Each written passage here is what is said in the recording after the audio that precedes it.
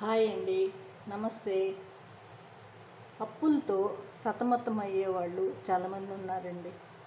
అప్పుల గురించి ఒక చిన్న చిట్కా ఏంటంటే, శుక్రవారం ఉదయాన్నే పాలు కాగబెట్టి ఆ పాలల్లో పగలగొట్టాలి. పాలని పగలగొట్టిన తర్వాత ఆ నీళ్ళన్నీ ఉంచేసి అది ముద్దలాగా చేసుకొని ఆ ముద్దని బెల్లంలో కానీ చక్కెరలో కానీ బాగా పాకంలాగా చేసి అది లక్ష్మీదేవికి నివేదన ఇచ్చి, తరువాత అదే రోజు సాయంకాలము పాయసం, సగ్గుబియ్యం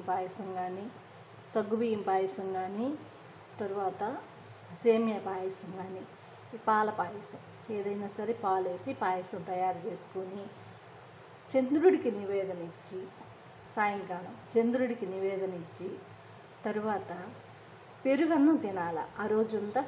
ఆ రోజు నైట్కి పెరుగన్నమే తినాలి.